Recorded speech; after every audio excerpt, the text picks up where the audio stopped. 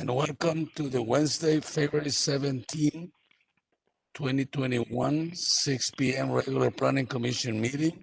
The meeting now will take an order. Pursuant the Executive Order N29-20, please be advised the members of the Bell Gardens Planning Commission will participate in today's meeting. Telephonic planning commissioners and staff are participating from remote locations. Members of the public might view and listen to the meeting live online through the city website noted as on the agenda. Tonight, invocation will be given by Ms. Morales and the Pledge of Allegiance will be led by Mr. Gutierrez. Secretary, will you give me a roll call, please? Chairperson, first we're going to go ahead and do the invocation given by Ms. Morales, and then we'll do the Pledge of Allegiance followed by the roll call. Okay. Everybody stand, please.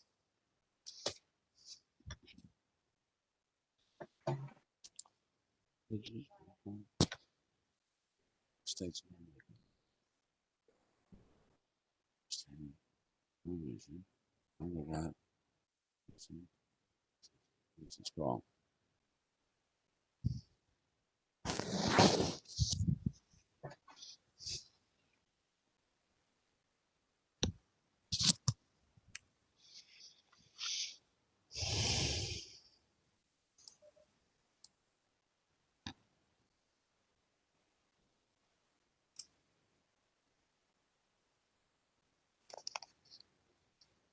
Yeah, Secretary, give me the roll call, please. Good evening. Commissioner De La Rosa? Present. Commissioner Flores? Present. Commissioner Leon? Present. Vice Chairperson Villalobos? Present. And Chairperson Rivera? Present. Thank you. Chairperson Rivera, I believe we forgot to do the Pledge of Allegiance. I'm sorry? We need to do the Pledge of Allegiance. We just did. That was done already, Carmen. We already done it, Carmen. I think, Carmen, you might have been on mute. I know you did the invocation and then the Pledge of Allegiance followed.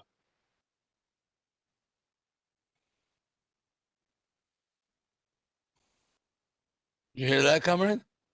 I did. I didn't hear the pledge. I'm sorry. Okay. Now I welcome to the new commissioners, De La Rosa and Commissioner Leon. Welcome to the Planning Commission.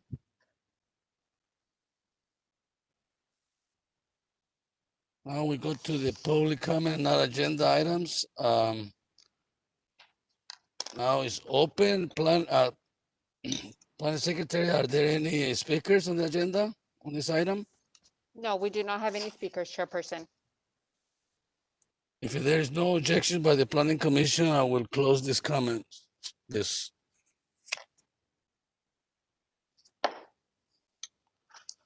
Public comments on the agenda items is now open.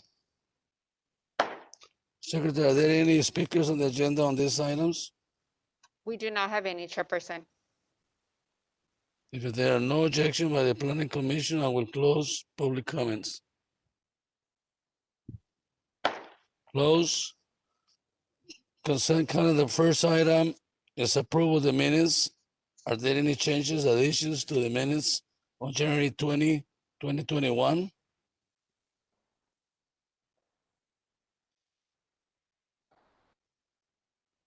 If it's not, we need a motion to approve the minutes in a second. Motion to approve the minutes of the January 2021 Planning Commission meeting. Second. A second. So it's passed, it's approved. Discussion item number 2 will be housing element update community workshop number 1. Am I have a staff report, please? Presentation given by Carmen.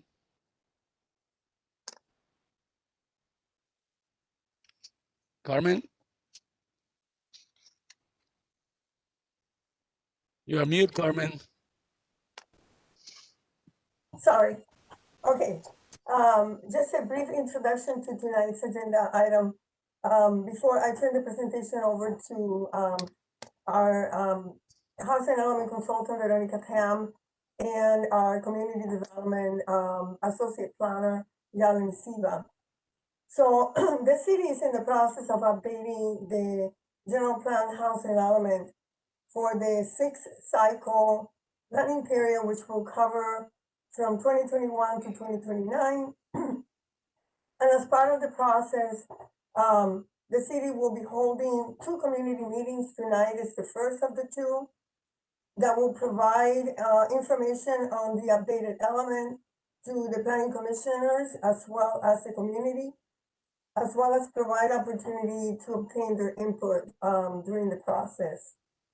The way that we have advertised this meeting is in addition to having the meeting posted in a regular 4 posting places, we've also posted the meeting on the social media, different social media platforms used by the city's website. And we have also invited about 35 stakeholders to be in attendance tonight virtually. This meeting is also being translated to Spanish in case any of our residents wish to listen to the meeting in Spanish and obtain the most information. To assist with the update, the city hired a housing element consultant, Veronica Tam and Associates. She has assisted the city in previous housing element cycles very successfully. The last 2 updates for the housing element cycle, Veronica was also our consultant. And at the end of the presentation, staff and the consultant will entertain any questions from the Planning Commission as well as anyone wishing to speak in regards to the housing element and the information that Veronica and Yalini will be presenting tonight. So with that, I'm going to turn the presentation over to Veronica and to Yalini. Thank you. Monica, I'm going to go ahead and share. Great, thank you.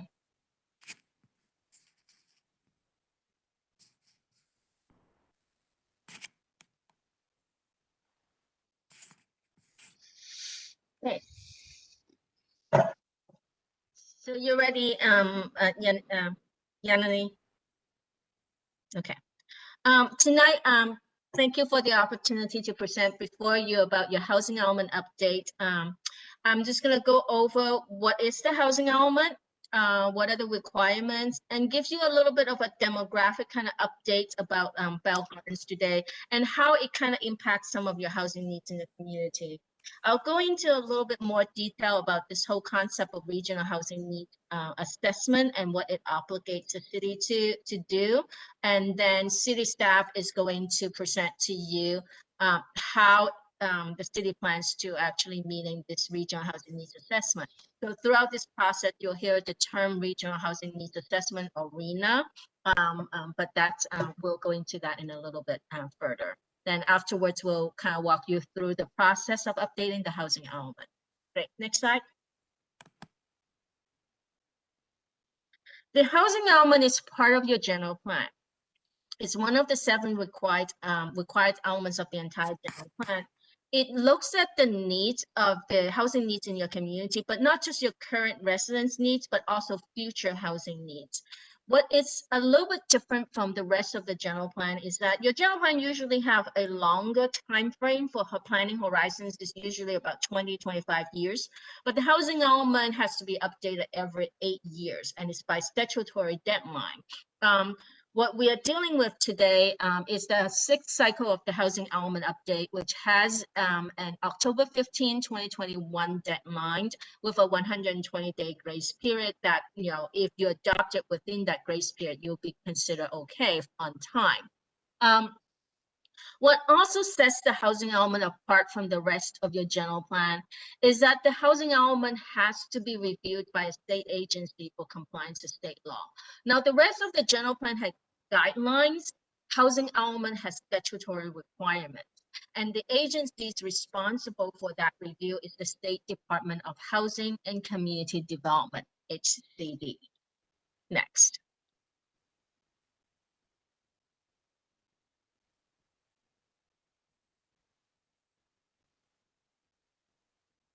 So here are some of the key requirements of the housing element. Like I mentioned before, the housing element is heavily regulated with statutes in the government code. Essentially, you need to accommodate projected housing needs in your community as mandated by the state through this regional housing needs assessment or regional housing needs allocation process. We'll go into that a little further, but that's one of the overriding kind of requirement of the housing element. You need to increase housing production to meet the housing demand in your community, preserve existing affordable housing. That's to recognize the fact that it's extremely expensive in California and Southern California to build affordable housing. So it's important for you to preserve what you currently have. You need to also improve the quality of housing in your existing housing stock. And lastly, well, not lastly, but there is also the requirement to facilitate the development of housing for all income groups, particularly those that have that are low and moderate income and those who have special needs. Under state law, the special needs are defined as the elderly, disabled, homeless, single parent households, farm workers, and also large households with 5 or more members. Now, obviously, farm workers is not an issue in your community. Now, if your community have other special needs groups that you may also consider adding onto the required analysis, some communities, if they have a large college population, may include college students as a special needs group because they have a different type of impact on the local market conditions, particularly in the rental market, and they're more transient in nature that they come and go as like the semesters or quarters, how school years work. So if you have a large college population, that may be a special needs group. If you're located in an area that has a large military base, then the military personnel may have another special needs as well. So depending on the local characteristics, you may choose to add another group to be discussed in the housing element. And last requirement is fair housing. Once you have created all the housing opportunities in the community, you want to make sure that there is equal access to the housing opportunity and resources. Next. When you have a housing element that is heavily regulated and there are statutory requirements that you must comply, and the state agencies that monitors compliance, there are consequences for non-compliance of the housing element. I hate to say that, but the housing element is probably the most frequently litigated element of the entire general plan. Recent changes in state law, for example, AB 72 and 101, gave even more teeth to the state in the enforcement of the housing element law. Specifically, it gives HCD, this department, the ability to monitor jurisdictions for non-compliance on a continuous basis, and that they can decertify your housing element anytime if they feel that you're not implementing the housing element according to state law. They can also report you to the state attorney general for litigation, which has happened to some other communities before. If you are in a situation where you're engaged in a litigation with the court, you can be fined up to $100,000 per month until you resolve the housing element. The most recent lawsuit by the Attorney General was the city of Huntington Beach. I think in 2018, the city of Huntington Beach settled the litigation. There are other jurisdictions sued before. The other consequence is ineligibility for state grant. The SB2 grants that you received as a local jurisdiction for planning, and the future SB2 funds that will come to the city for your affordable housing project. There are other infrastructure grants that the city may not be eligible either, or there are competitive funds at the state level that you would not score well in your competitive application if you do not have a housing element that certifies the state law. So there are some consequences for not complying. Next. Now, I'm just going to go into the next few slides to kind of talk about, what is Bell Gardens today and how your population's been changing or not changing in the last 10, 20 years. The population of Bell Gardens actually has been fluctuating. It grew a lot during the 70s and 80s, but it really kind of like leveled off in the last 20, 30 years or so. Your population continues kind of fluctuate. So it's a very mature community, but it also shows very little growth. And in fact, to some extent, it's declining as well. So that's according to the census. Next. And we look at the median age in the community, though. That's interesting. It's an interesting kind of look at when you look at the median age compared to LA County. Bell Gardens is a very young community. So you have like families, young kids, and whereas LA County has a lot more mature community population. So but it's aging though. If you look at 2000, your average, or median age is just 24 years or so, but then it jumped in 10 years to 27.3, and then now it's also increased to 29. So comparatively, you have a younger generation, but you also, that population is also maturing because you have, very little growth in terms of population. So you're gradually moving into a more mature community. Sometimes when you look at a slightly aging community, but still younger than the county as a whole, then you want to think about, what does that really mean in terms of how do we break it down?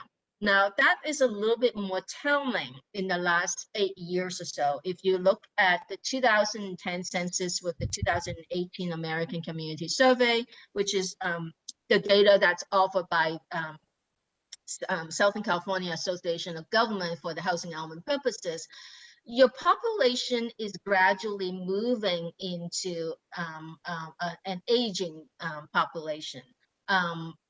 With your younger kids decreasing in numbers and the people who are older increasing in numbers. So while you're still a comparatively young community, you do have a slightly aging population. The trend is aging with like fewer families with younger kids that are moving into the community. And that usually signifies the affordability of your housing stock. Can the younger families afford to move into your community? Your younger kids moving away? The 20 years old, after college graduation, are they moving away from the community? Next slide. Household type. That also kind of gives you some ideas about your community and the type of housing you may need. Your senior population is not very large at this time. Only about 3.5% of the seniors are living alone. But then the majority of your households, over 80%, almost 90% of them are families. Family with kids, married couples with kids, or single parents with kids. But what is a large proportion is single parents in your community. Almost 40% of your households in your community are single parents. That also usually signifies a need for affordable housing, a need for childcare, a need for housing for these families that are close to transportation because they cannot afford to take the kids everywhere, so that they would be able to rely on public transportation. Next. Now, Racial and ethnic composition, I think there's no like surprise in there. Definitely the majority of the population are Hispanic and households, 96% of that. In a community like that, similar to in a very Asian community, the type of housing sometimes would be different because both Asian and Hispanics cultures have the practice of living with multi-generation and possibly like extended family members. That's more a typical, not typical, but more culturally popular option for a lot of the Hispanic or maybe Asian communities. So in your communities, that could be an indication that maybe housing needs to be more affordable, or then larger units may need to be accommodate larger households that are multi-jurisdiction or multi-generation. But on the other hand, you can think about it the other way around, is can you break the households into smaller households with the younger kids, the younger generation be able to afford housing if they are able to find smaller units that they can afford, so they're not living with their parents all the time.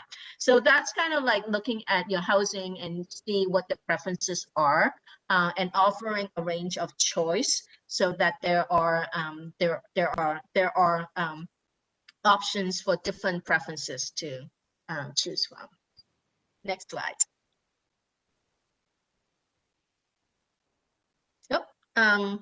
Okay. So now we kind of move a little bit into the whole income and the RHNA process. In terms of your income distribution, the city of Bell Gardens is generally considered lower income than the countywide situation. So if you look at when we do housing element or housing programs, incomes are always categorized into 4 different categories. Very low income, people who are making no more than 50% of the area median income, low income up to 80%, moderate income up to 120%, and above moderate income, anybody who makes more than 120%. So if you compare like Bell Gardens with the county, we certainly have a higher percentage of the households that are in the very low and low income categories, but fewer households, proportionally fewer households in the above moderate income categories. This is the current income profile of the city of Bell Gardens compared to the county. It has some implications to this whole regional housing needs assessment that we're going to talk about later. Next slide. So the next slide, just to give you this whole idea about regional housing needs and what are we talking about? The regional housing needs assessment is essentially the most critical component of the state's review of your housing element.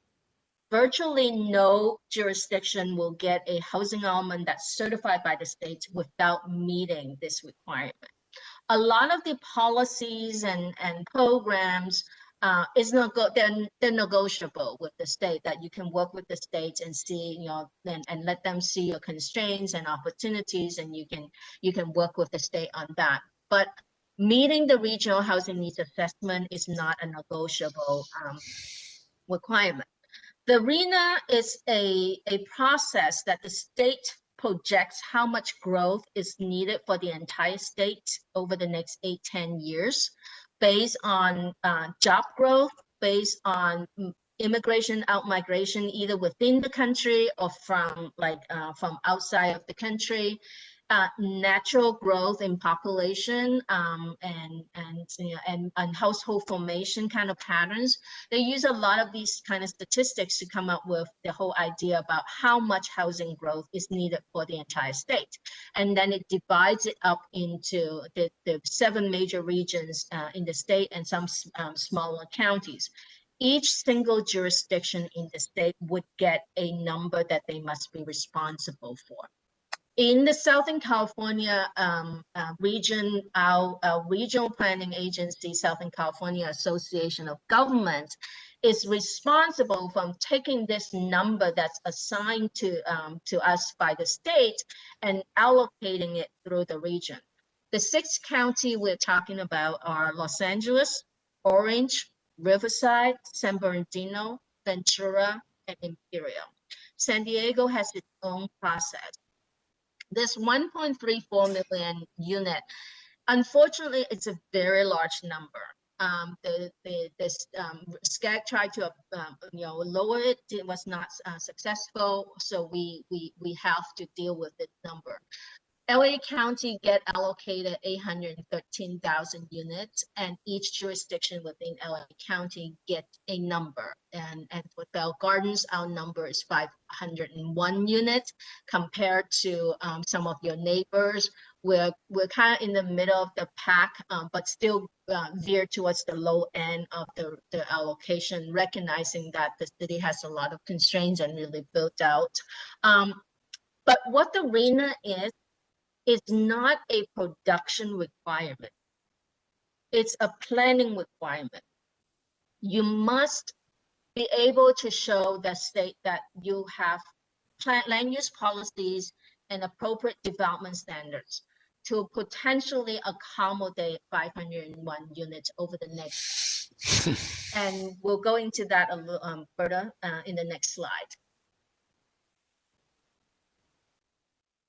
So this regional housing needs assessment, this RHNA, is divided into the same 4 income categories we mentioned before.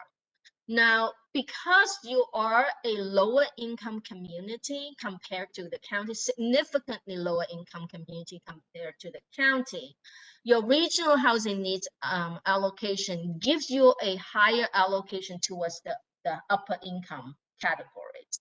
And much smaller number for the lower income categories. That's the goal to, over time, that the goal is to equalize the income distribution throughout the region by penalizing communities that are currently high income to get a larger allocation of the lower income, and to help the jurisdictions like Bell Gardens that are currently low income to get a higher percentage of higher income RHNA. Compared to the 5th cycle RHNA, unfortunately, it's a very significant increase, but we are faced, the entire region is faced with a very significant increase of our responsibility. This income distribution of the RHNA, again, is not a production requirement. It's not asking cities to produce like 99 units of very low income, 29 units of low income. It's asking you to do your good faith effort to produce the units, obviously, but you must be able to accommodate 501 units in your planning, in your capacity. So through your general plan and your zoning, you must be able to do it in such a way that allows 501 units to be developed over the next 8 years. And particularly for lower income, very low and low income, we're talking about 128 units, like a little bit less than 130 units.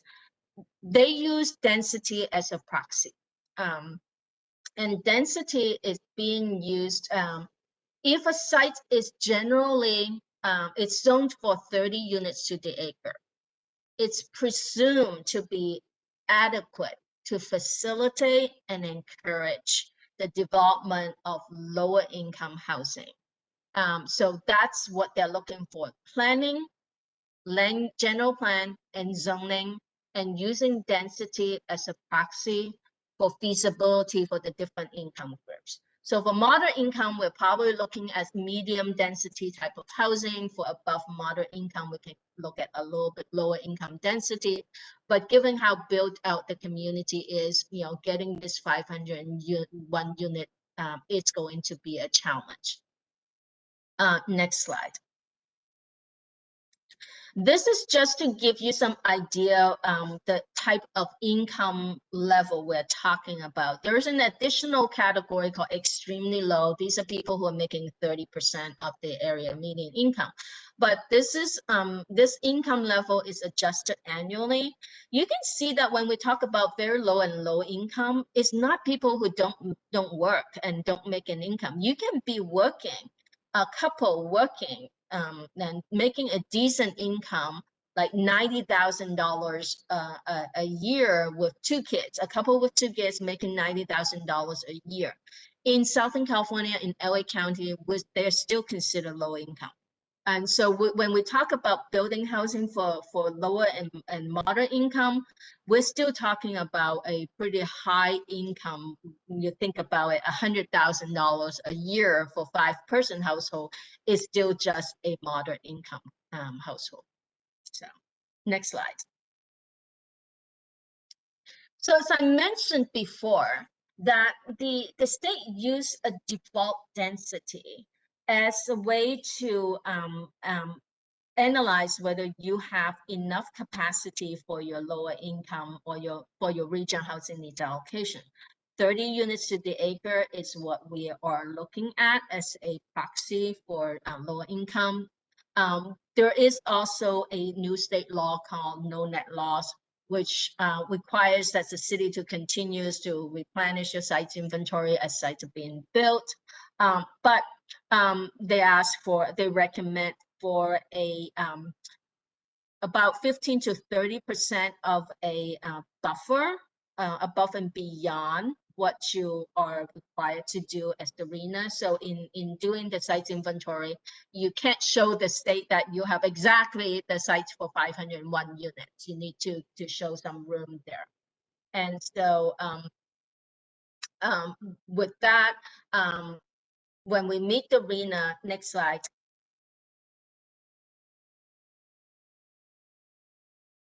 When we meet the RHNA, and it's an kind of like an odd thing, the regional housing needs allocation actually starts before the housing element. Anything that we permit after July 1st this year or entitled after July 1st this year, we actually get to count it towards our credit. We can also count accessory dwelling units based on trend. We may be able to count some units just based on the fact that you have a trend for ADUs, and we can project for the next 8 years how many ADUs that you are able to build, and about 60% of the ADUs can be qualified as low-income housing. So once you've kind of looked at the credits that you get from entitled projects and ADUs, whatever you are not able to meet, we need to make sure that we have vacant or non-vacant sites with appropriate zoning and general plan designation in order to accommodate them, to potentially accommodate them over the next 8 years. Now staff is going to go over how the city plans to meet the regional housing needs allocation. Thank you, Veronica, for that breakdown of the housing element needs. Go ahead to the next slide. So what we're going to go over first are potential areas for rezoning. So what we did was we basically took a view of properties in the city that could be rezoned, ideally for the possibility of future residential units to be located there. The first one that you're looking at is 6262 Gage Avenue, which is in the northern portion of the city. It's currently, the area it used to be used as a church. There's a parking area.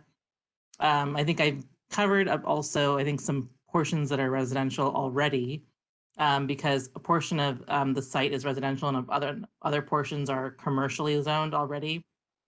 So what we would do is, if there was a developer interested in developing the site, they would rezone the area to R3, which is, as Veronica was mentioning, is 30 units an acre.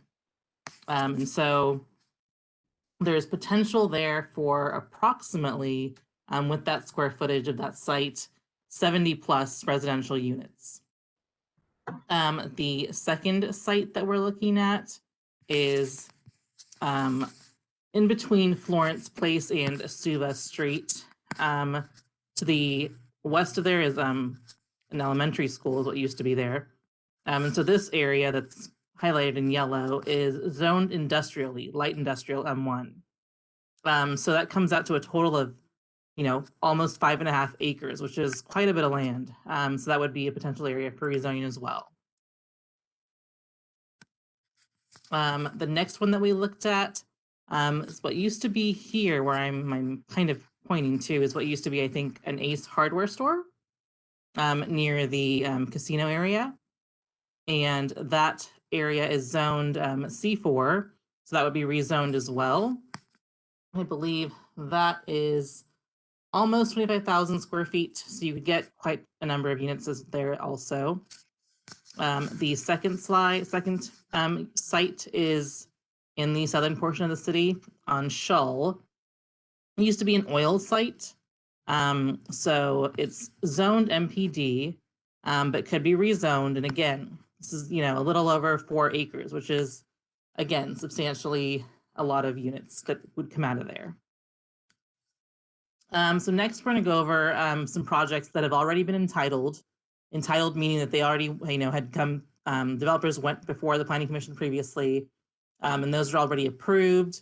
The one that we're looking at right now is the potential site at 8,000 Bell Gardens, which is right next to the freeway 710 area. And so part of that application included a rezoning at that time as well. So it's rezoned R3, and the developer is proposing to construct 48 townhome units. The next one that we're looking at is a little bit north of here on Foster Bridge. This is a rezoning, not a rezoning, but a zoning of R3 and 4 townhome units at this project as well. So this was approved. This didn't require an entitlement because there's simply 4 units. The next one is also an approved development project that didn't require an entitlement on Florence Avenue. And so this is 4 apartment units as well. Next ones that we're looking at are projects that are under review, meaning that an application has come into to staff and we're in the middle of processing these applications. This one is located on Eastern Avenue. It's 2 lots. It's currently zoned to CM, which is commercial manufacturing, but the developer is looking to demolish the structures that are there on site right now and then would construct 16 condominium units and 3,600 square feet of commercial. So essentially what they're proposing is a mixed use development. So that commercial square footage would be on the ground floor area and the condo units would be above that. The next one that we're looking at is on Florence Place. And that property owner is wanting to construct 3 apartment units and also to get an approval for 2 accessory dwelling units on the same lot. The last one that we're looking at is also another project that's under review. And it's listed under the APN number because there isn't actually an address assigned to that lot. But that's directly west of the Cesar Chavez Elementary School. That's already zoned R3 and they are proposing 5 apartment units. So that's a project that would come before the Planning Commission for their approval. So I think I'm going to hand it over to Carmen, who's going to go over the process and the timeline for the housing elements. Actually, I'll just go ahead and do that. This is like just some of the initial ideas about the site's inventory. We'll have to do a lot of work to make sure that we meet the requirements, and there are other possibilities in the city. My understanding is the city does have a mixed use overlay, so we may have to look at opportunities over there as well. So we'll be working on the housing element, and we'll be coming back to the Planning Commission. Potentially, we're projecting in May, and hopefully to come back with the draft housing element with the site strategy, how we're gonna meet the regional housing needs allocation for your input and for the community's input. Then we're going to revise the housing element based on your comments and public input, and then we'll send the housing element to the state for review, which their review is at least 60 days. And so during that time, we'll prepare the environmental documents for the housing element with the goal of adopting the housing element after the state's review. We'll work with them to revise the housing element and address their comments, but the goal is to adopt the housing element in September or October, meeting the deadline. So this is the kind of like the general process that we're going to take. So with that, I'll be happy to, we conclude the presentation, but we'll be happy to answer questions.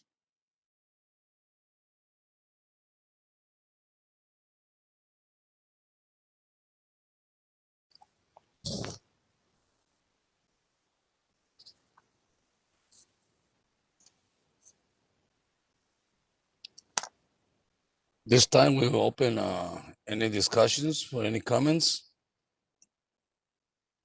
Commissioners?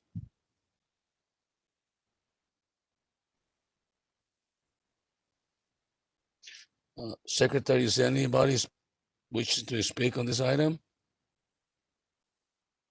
No, we did not get any comments or emails. Okay.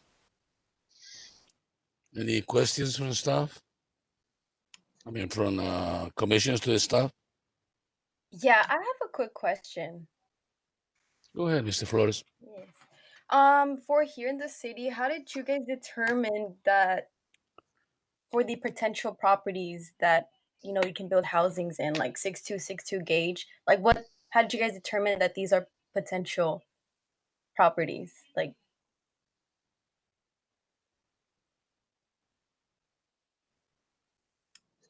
Who's gonna answer that question, please? You know, I'd be happy to, Ms. Flores. One thing that we look at is the existing zoning, of course, of the property. But also, oftentimes we look at what the developer has brought forward. With the Gage site, there's already been some developers that have come forward and have approached the applicant. So that's one way we do it. The other thing is the state approved a new law called the Surplus Land Act back in 2020. And so we have to identify potential sites, even if they're not currently zoned residential, for changing it over to residential zoning. And some of these sites are still under review. And there's a couple of sites that are former redevelopment properties that are currently being sold. One of them, Shull Street, the other one is on Eastern Avenue, what was called the Ace Hardware site. So those, again, are potential for residential. And again, as our consultant was saying, as long as we have the potential for sites that are available for this, that's what we need to show. That doesn't mean that the construction is actually going to happen, but it has the potential to happen. And in our case, because we are pretty much a built-out city, it's very difficult to come up with those sites. When you go further east, you know, a lot easier when you have open land. So I hope that answers your question. thank you. Thank you. Any more questions? I have a couple questions. One is for Veronica. I would like to see how many houses did you project on all these properties that you mentioned? How many houses that you project that we can gain?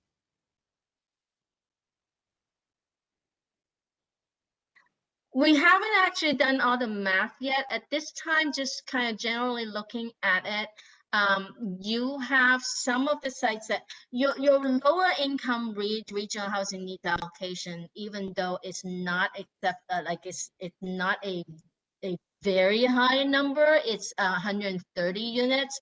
So if you look at the sites that the staff has identified, possibly the 6262 gauge and the 6845 Florence, that area, you can potentially meet your regional housing needs allocation on the lower income for these two sites.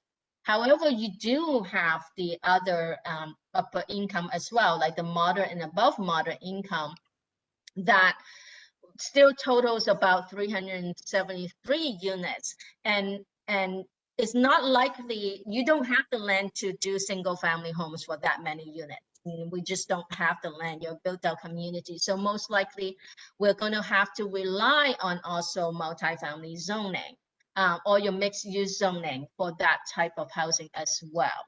And built at market, we know that they are not going to be affordable anyway, regardless of the density. So I'm basically looking at some of the sites that some of the projects that you have underway. It obviously doesn't add up to 373 units. So we're still going to have to look for opportunities, probably in your mixed use area. There are a lot of older commercial properties that may be ripe for developing into mixed use development. So we need to look at some of those commercial properties. Our hope is that within the mixed use, we identify enough vacant and enough underperforming or underutilized properties that we would not need to rezone additional properties in the community. So that's what we have to still work on for the next couple of months. Okay. I also will make the comment on these properties that we have on Easter. We have 2 properties that we own, the city owns, and they are parking lots with a lot of trucks, cars that parked in there, and it's not producing any money. Can we embrace those 2 properties so we can, so they really get, the city will get rid of them and put it to work for housing or mix?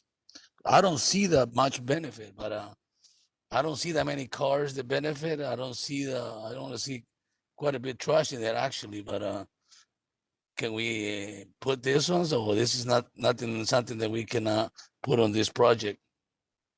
Well, those are 2 former redevelopment sites as well. And the city is currently looking to see if we might be able to transfer them over for public use.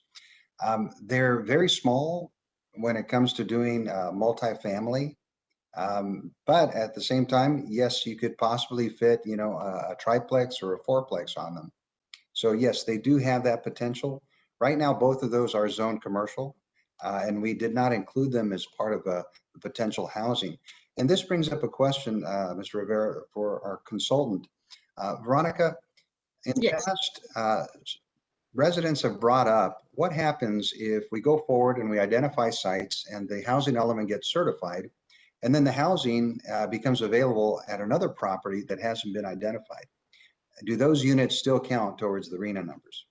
Yes, definitely. If you actually build units, you get to count against your RHNA. You can meet regional housing needs allocation either by production or by a combination of capacity. It's just that at the time when we will have to update the housing element, we obviously don't have the production, all of the production, so we have to show capacity.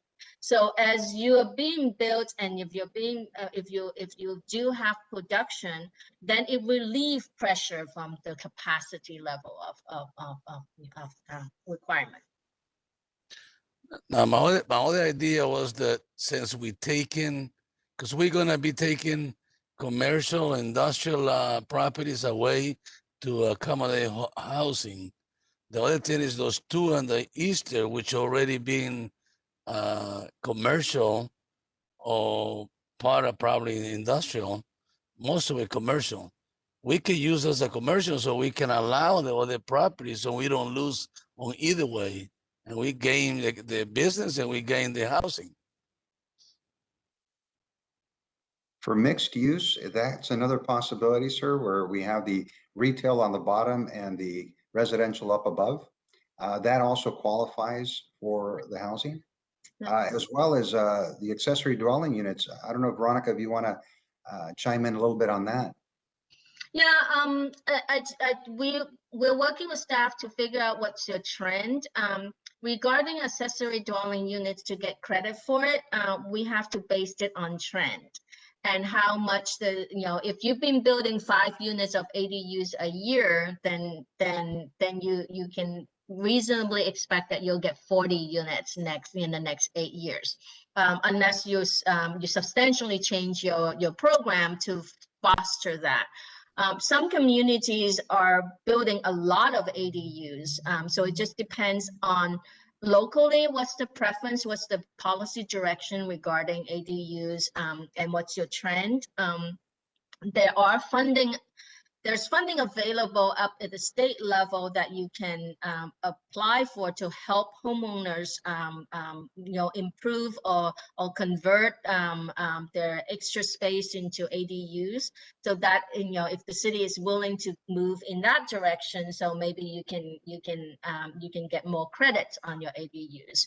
But in general, it has to be based on trend. So you cannot say that we've been building only 5 units a year, but we think we're going to build 100 units a year in the next 8 years. So that doesn't work that way.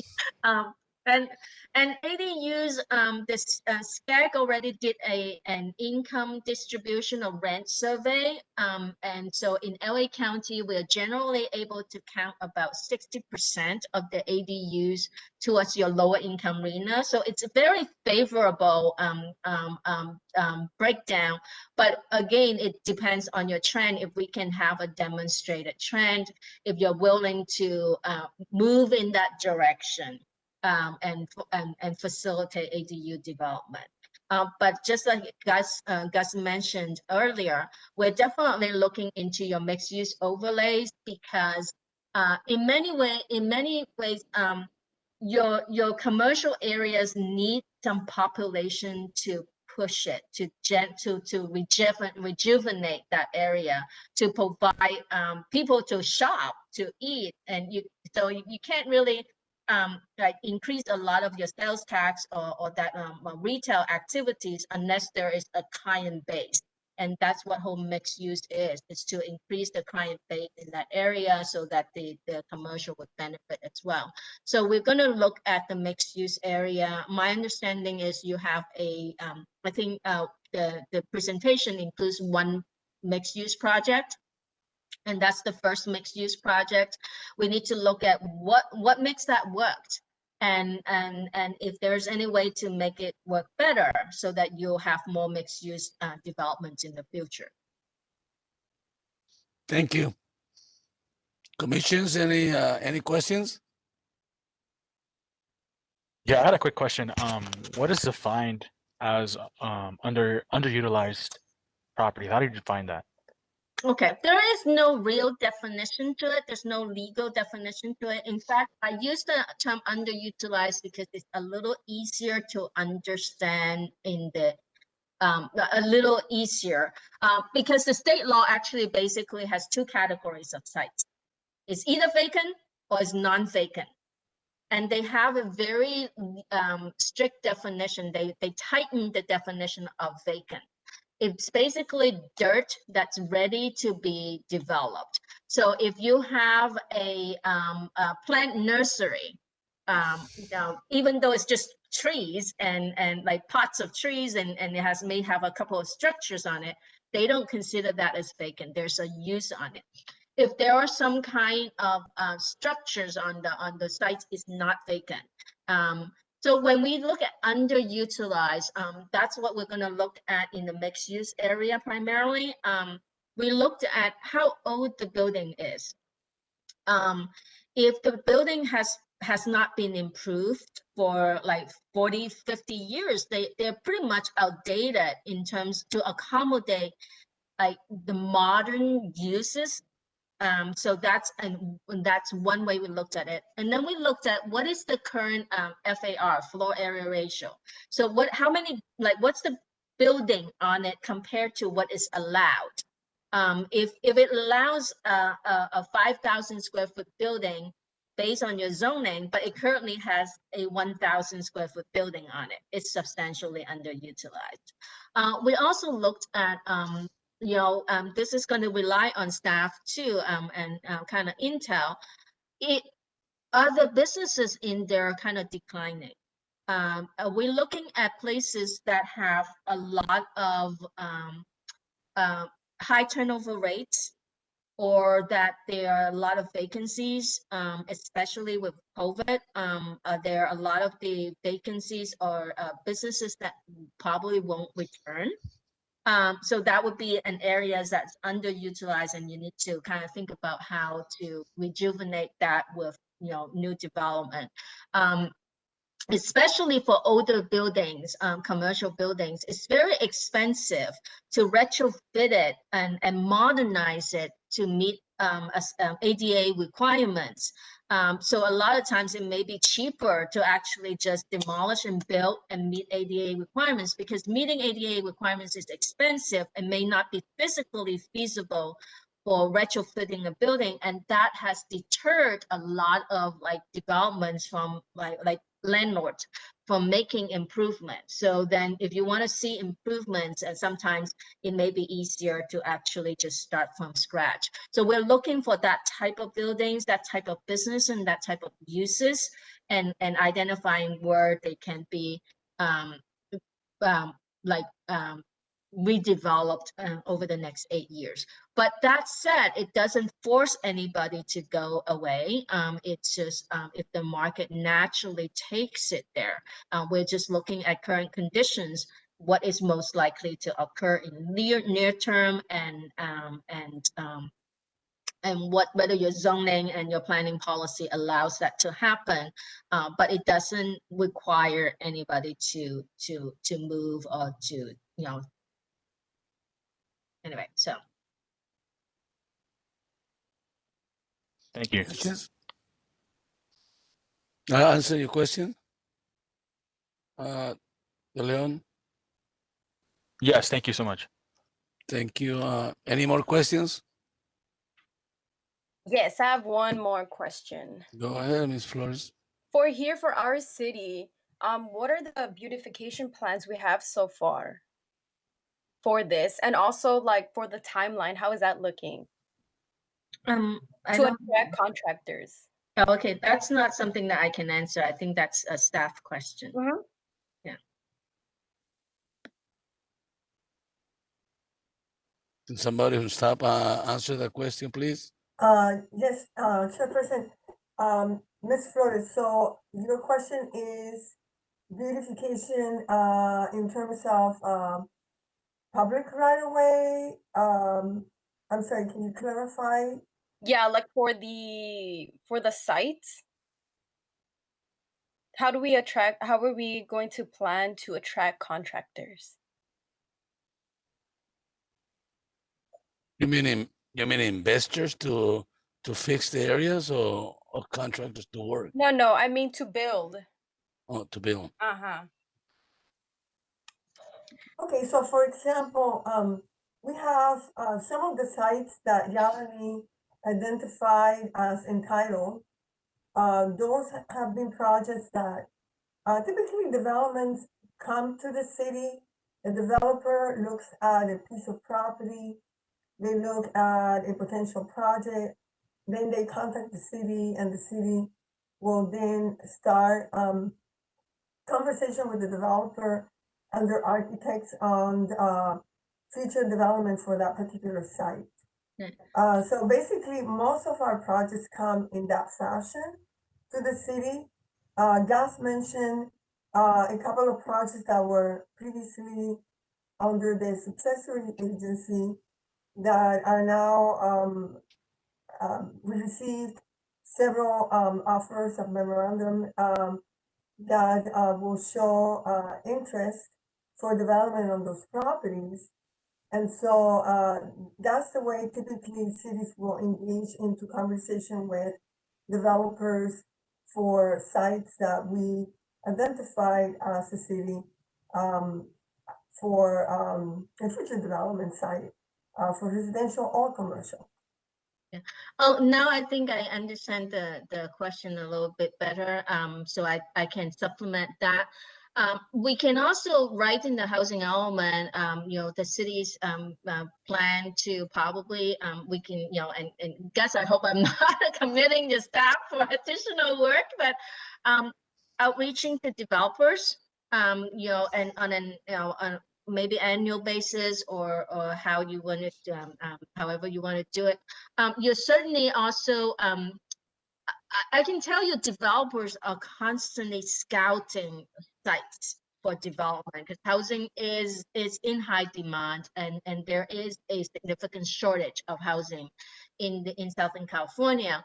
So publishing some of this kind of data, like where your sites are, you know, what policy that you have to facilitate development, like your mixed use overlay, and maybe, you know, using the planning grants to look at, you know, how to you know, develop new guidelines for development, and certainly what gets also mentioned, that you're doing a RFP process to dispose of some of attracting properties like developers to come and develop on some of these properties. A variety of ways that you can do it to market the city better, and make the sites and your land use policy more prominent on the sites, on your city website. The other thing that the state wants to do is take all the site's inventory information and combine it and put it, upload it to the Department of General Services. And that would be made available throughout like the state for everybody. So developers who are scouting for sites would be able to look for that. But I think marketing is important and outreaching to developers is important. Thank you, commissions. Go ahead, Leon. Yeah, sorry about that. One last question. So regarding the no net loss law, so we can't show exact number of units. So looking at 501 in the arena, but we have to add that needed buffer. What does that look like in terms of our goals? What's the exact number? What does a buffer look like? You are mute.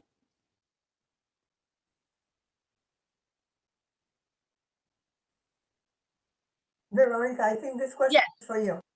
Yeah, I know. I was trying to unmute myself at the same time of like cycling through the PowerPoint on my end. So you have a lower and moderate income RHNA totaling 200 units because the buffer is primarily for lower and moderate income. So 200 units at 20%, and so we're talking about 240 units. Instead of 200 units, we should show a capacity of at least 240 units. So with the two major sites that staff presented for the rezoning, not rezoning, one of them already has the correct zoning. It's C3 and C and R3, and then the other one is M1 that requires rezoning. So with that, those two together, I think we get a little bit over, let me see, 5 times 30. With those two, you're pretty okay with the sites, but I think we still want to look for, realistically, we want to look for sites that are right for development in your mixed use overlay. So we will probably at least look for another like 40, 50 units at the minimum. But again, in the mixed use overlay, those are already zoned properly. We're just showing the state that, hey, in our land use planning, these are the sites most likely that can be redeveloped over the next 8 years. It doesn't require rezoning in those areas. So in terms of the rezoning efforts, the only one that's may require some work is the M1 property.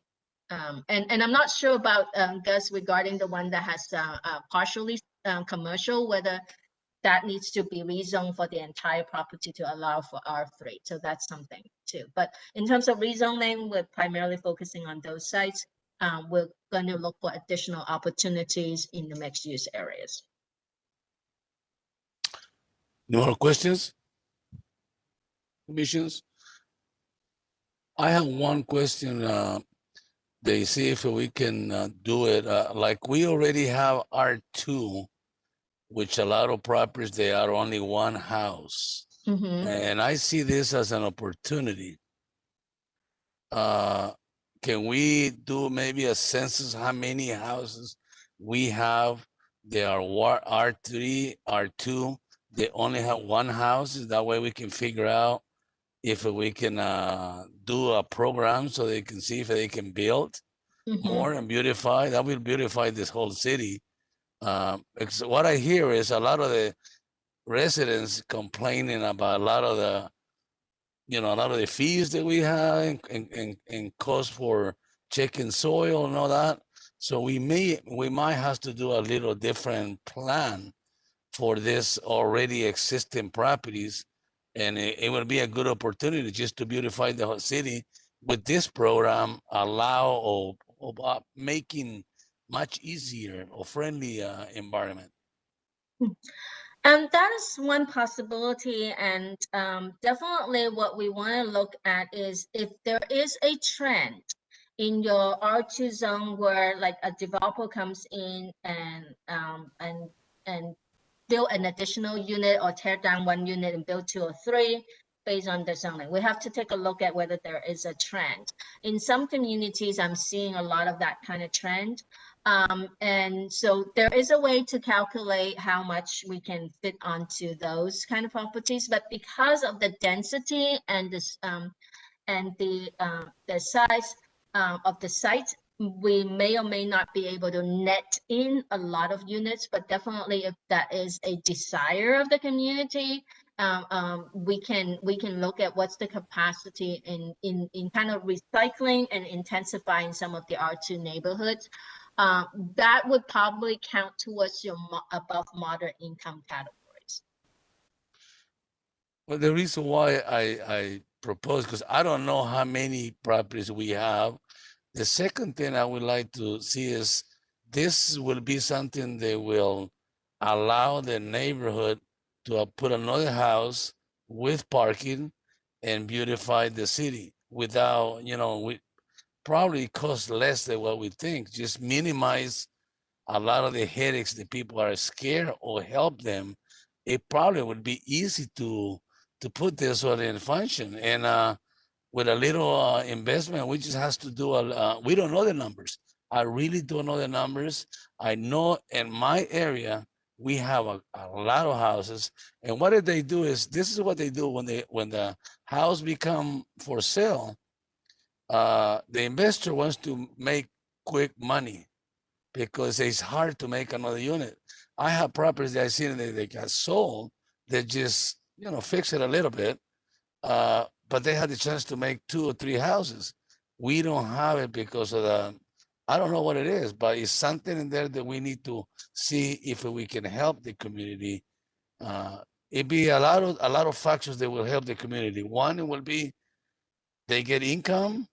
Another thing will be for us, they will beautify the city and eliminate a lot of these parking problems, because doing another unit, they will have to have parkings inside.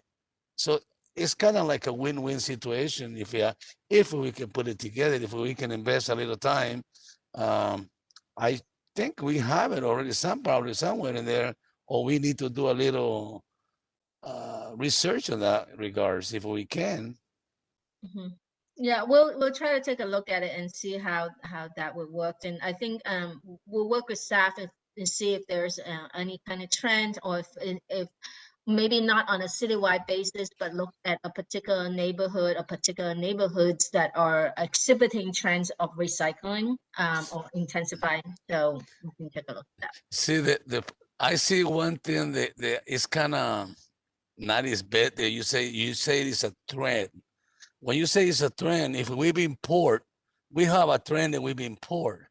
So we're gonna be poor all the life. What I'm trying to do is to say, let's open our mind and let's make the community a little cleaner, or if we can, and help the way to make it any ordinance or whatever we need to do to open for people to grow. Basically what I'm saying. But if we make it on the trend, we are a low income city. So we're gonna stay low income, and it's not gonna be nobody invested, even if we can. Even myself that live in the city, no, it's too hard to invest it, and I'm okay. I'm gonna leave it that way, and No, no, I understand where you're coming from. So we'll take a look at that and see whether there are opportunities out there. But we have to look at the size of the properties and what's currently on there and whether we can net in additional units, because that's something that we have to do and in estimating. So there's some analysis that we would need to do. And Okay. Chair Rivera, keep in mind, when you're talking about maybe upzoning some of these, R2 lots to R3, even the R1 lots, there's already the potential with the accessory dwelling unit law, where somebody that has a single family house can now build an accessory dwelling unit plus a junior accessory dwelling unit. So now you turn a single family property into, in a sense, 3 units.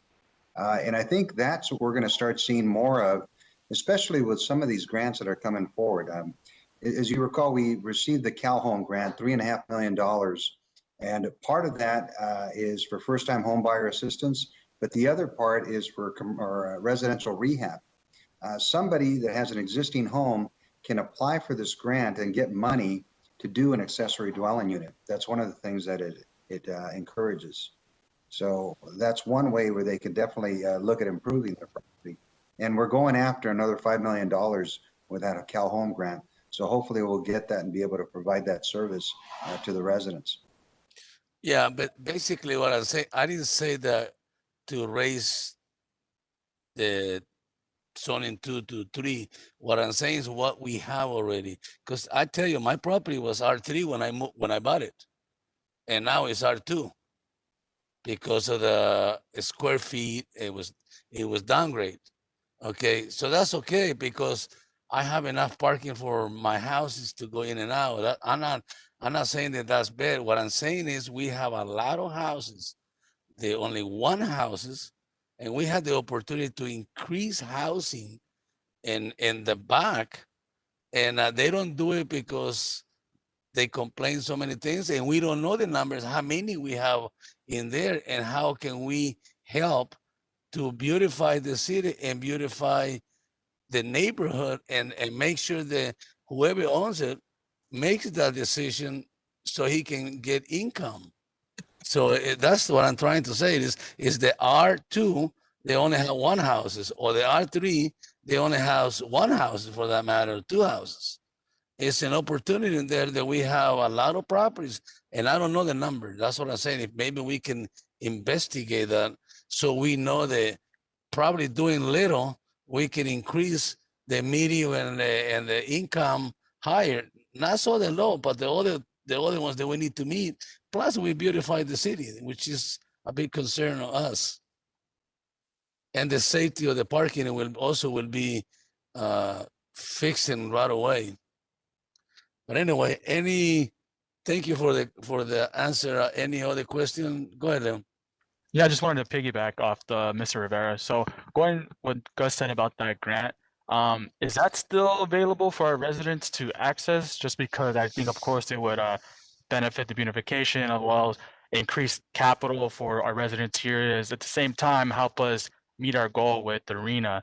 So is that something that our residents can still apply for? Or, Oh, absolutely, sir. We got the grant last year and we finished putting together the applications and everything towards the end of the year. So yes, it's open.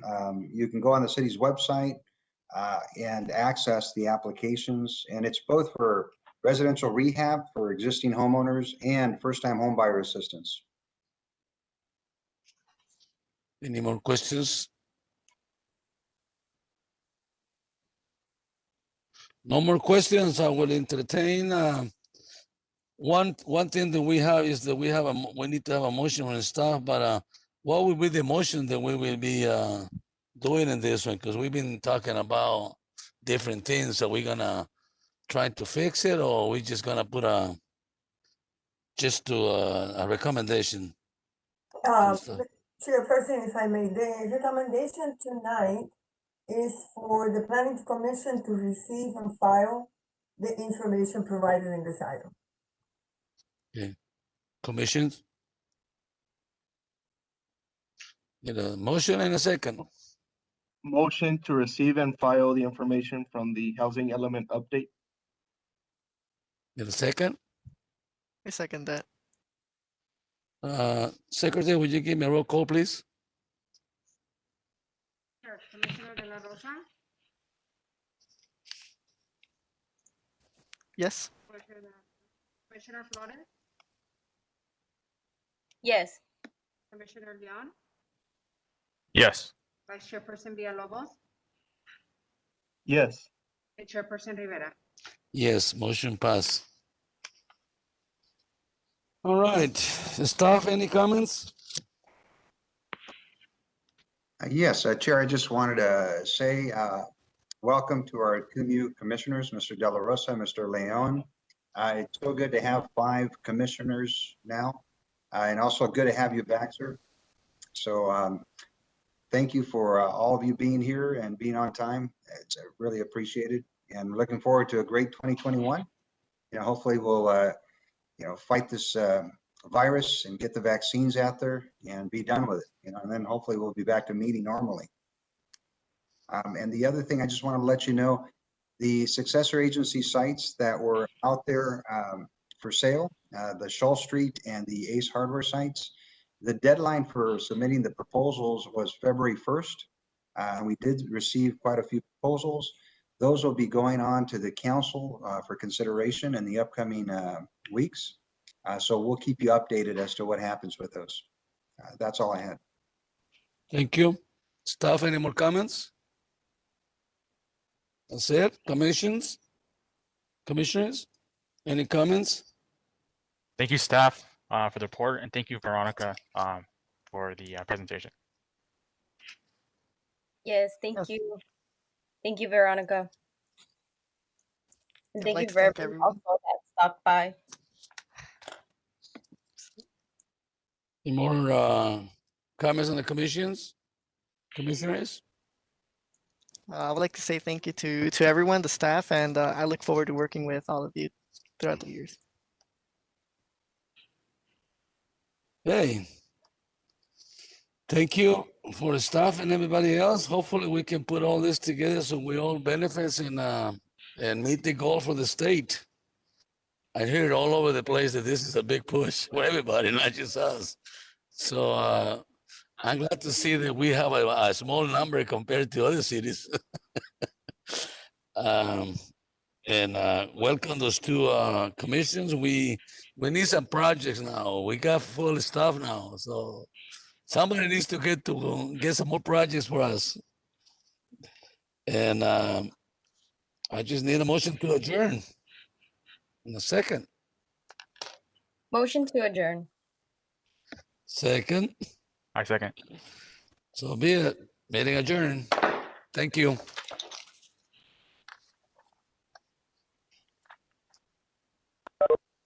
Good night, everyone. Good night.